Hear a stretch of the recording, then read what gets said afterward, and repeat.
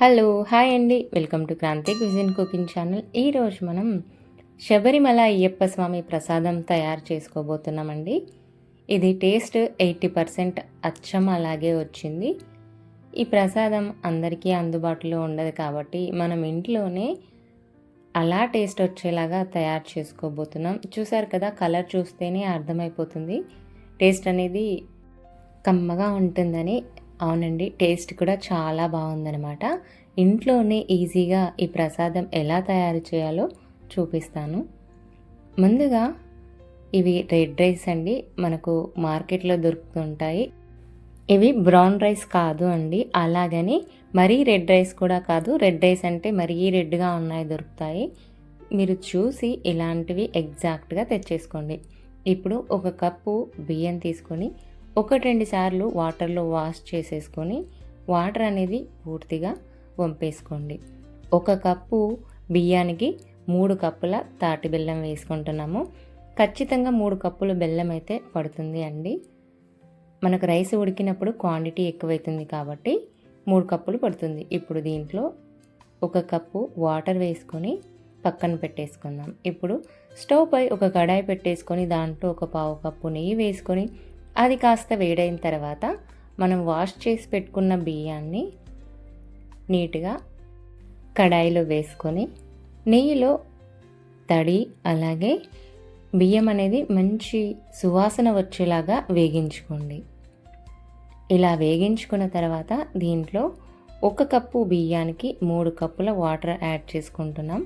Same అదే కప్పుతో ఇలా వాటర్ వేసుకున్న తర్వాత వాటర్ అంతా ఇంగిపోయేంత వరకు ఉడికించుకోండి రైస్ని. ఇది పక్కన పెట్టేసుకొని మరోవైపు మనం బెల్లాన్ని వాటర్లో పెట్టేసి పెట్టుకున్నాం కదా, అది స్టవ్ పైన పెట్టేసుకొని బెల్లాన్ని మెల్ట్ అయిపోయేంత వరకు ఉడికించుకుందామండి.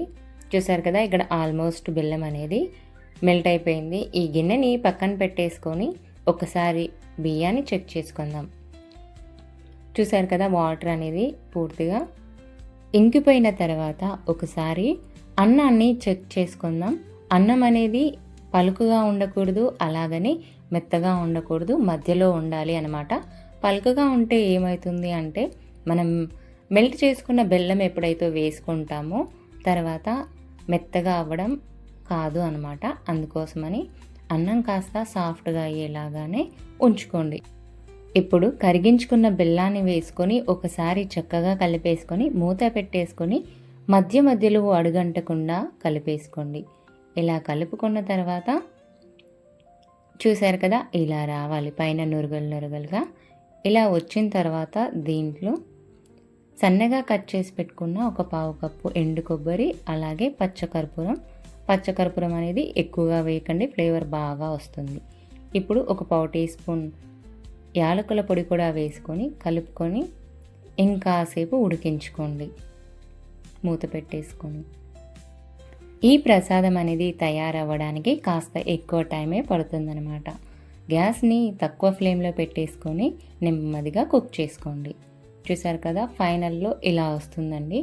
ఇప్పుడు దీంట్లో 1 టీ స్పూన్ నెయ్యి వేసుకొని ఒకసారి అలా కలిపేసుకొని 1-2 నిమిషాల పాటు కుక్ చేసుకుంటే ఆల్మోస్ట్ మన ప్రసాదం అనేది తయారైపోయిందనమాట.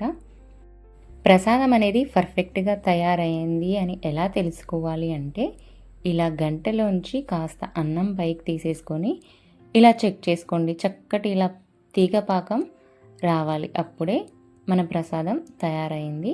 ఇప్పుడు స్టవ్ ఆఫ్ చేసేసుకొని ఒక గిన్నెలోకి ప్రసాదం పెట్టేసుకుంటే శబరిమల అయ్యప్ప స్వామి ప్రసాదం రెడీ అయిపోయిందండి. చూశారు కదా, చాలా ఈజీగా అలాగే టేస్టీగా ఎలా తయారు చేయాలో మీరు కూడా ఇలా తినాలనిపించినప్పుడు చూసి తయారు చేయండి, టేస్టీగా వస్తుంది. వీడియో కనుక నచ్చినట్లయితే లైక్ చేయండి. ఇలాంటి ఎన్నో రుచికరమైన వీడియోల కోసం మన ఛానల్ని సబ్స్క్రైబ్ చేసుకోండి, ఖచ్చితంగా యూస్ఫుల్గా ఉంటుంది. Thanks for watching. ఇంగ్రీడియంట్స్ డిస్క్రిప్షన్లో ఉన్నాయి, చెక్ చేయండి.